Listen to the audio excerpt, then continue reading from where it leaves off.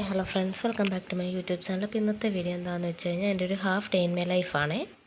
അപ്പോൾ രാവിലെ എണീറ്റ് ഫ്രഷ് ആയിട്ട് നമ്മൾ അടുക്കളയിലോട്ട് പോകുന്നുണ്ടായിരുന്നു. നമുക്കിന്ന് ബ്രേക്ക്ഫാസ്റ്റിന് ദോശയാണ്. അപ്പുറത്തെ അടുപ്പിൽ നമ്മൾ ചോറാക്കിയിട്ടുണ്ട്.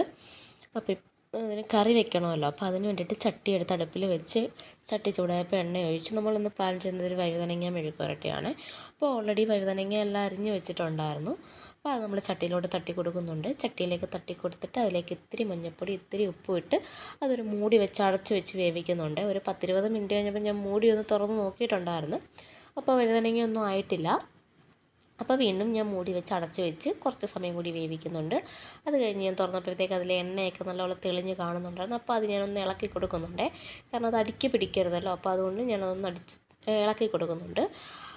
പിന്നെന്താ, എൻ്റെ ഗ്യാസിൽ അപ്പുറത്തെ അടുപ്പിൽ ചായ ആകുന്നുണ്ടായിരുന്നു കേട്ടോ. അപ്പോൾ എനിക്കൊരു ദിവസം രാവിലെ തുടങ്ങണ ചായ കുടിക്കുന്നത് മസ്റ്റായിട്ടുള്ളൊരു കാര്യമാണ്.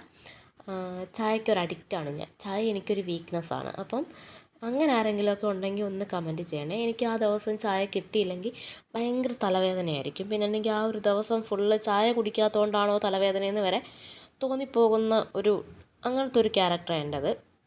അപ്പം നിങ്ങളാരെങ്കിലും അങ്ങനെ ആണോ എന്നുള്ളതുകൂടെ കമൻറ്റ് ചെയ്യണേ. അപ്പോൾ ഏകദേശം ചായയൊക്കെ സെറ്റായിട്ടുണ്ട്. പിന്നെ ഈ വീഡിയോ എന്ന് വെച്ച് കഴിഞ്ഞാൽ ഞാൻ തന്നെ എടുക്കുന്നതാണ്. അപ്പോൾ അതിൻ്റേതായിട്ടുള്ള കുറേ അപാകതയും കാര്യങ്ങളൊക്കെ ഈ വീഡിയോയ്ക്ക് കാണും. വേറെ ആരും വീഡിയോ എടുത്തു തരാനില്ലല്ലോ. പിന്നെന്താ, വഴുതനങ്ങ മെഴുക്കുവരട്ടിയിലോട്ട് ഞാൻ കുറച്ച് മുളക് പൊടി തട്ടി കൊടുക്കുന്നുണ്ട്. അപ്പോൾ അത് എന്നിട്ട് മുളക് പൊടിയുടെ ഒരു പച്ചക്കുത്ത് മാറുന്ന വരെ അതൊന്ന് നമ്മൾ ചൂടാക്കുന്നുണ്ടായിരുന്നേ. ഒരു 10-15 മിനിറ്റ് ഞാൻ അതൊന്ന് ഇളക്കി കൊടുക്കുന്നുണ്ടായിരുന്നു. പിന്നെ ഇന്ന് നിങ്ങൾ കാണുന്ന വീഡിയോ 26-ാം തീയതിത്തെ വീഡിയോ ആണ്. ഞാനൊരു പ്രൈവറ്റ് ഫേമിലാണ് വർക്ക് ചെയ്യുന്നത്. അതുകൊണ്ട് തന്നെ എനിക്ക് ആ ദിവസം വർക്കിംഗ് ഡേ ആണ്.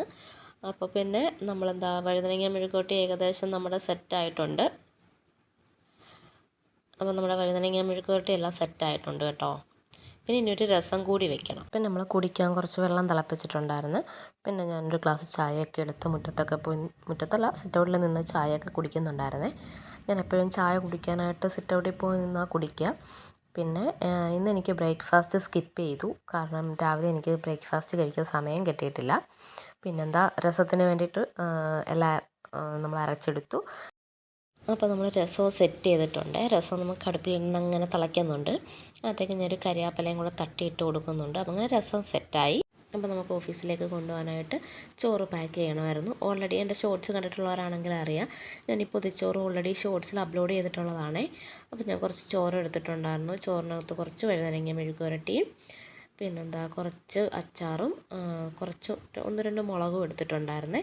പിന്നെ നമുക്കുള്ളത് രസമാണ്. അപ്പോൾ രസം ഞാൻ സെപ്പറേറ്റ് പാത്രത്തിൽ എടുക്കുന്നുണ്ട്. പൊതിക്കകത്ത് ഇത് ഇത്രയും മാത്രമേ വെക്കുന്നുള്ളൂ. അപ്പോൾ ഇതെല്ലാം കൂടെ ഞാൻ പൊതിഞ്ഞ് എടുക്കുന്നുണ്ടായിരുന്നേ. അപ്പോൾ ഓഫീസിലേക്ക് കൊണ്ടുപോകാൻ പൊതി സെറ്റായി. അപ്പോൾ നമ്മൾ വീട്ടിൽ നിന്ന് ഇറങ്ങി ബസ്സിൽ കയറി ഓഫീസിലേക്ക് പോവുകയാണേ. അപ്പോൾ നമ്മൾ ഓഫീസിലെത്തിയിട്ടുണ്ടായിരുന്നേ. അപ്പോൾ ഇന്ന് ഇവിടെയൊക്കെ അവധി ആയതുകൊണ്ടാണ് ഇത്ര ഇരുട്ട് വരുന്നത് കേട്ടോ.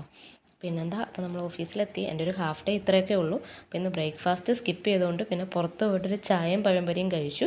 പിന്നെ ആദ്യമായിട്ട് എൻ്റെ വീഡിയോ കാണുന്നവരാണെങ്കിൽ വീഡിയോ ഒന്ന് സബ്സ്ക്രൈബ് ചെയ്യണം. എന്തെങ്കിലും സജഷനും കാര്യങ്ങളൊക്കെ ഉണ്ടെങ്കിൽ അതുകൂടെ അറിയിക്കണം കേട്ടോ.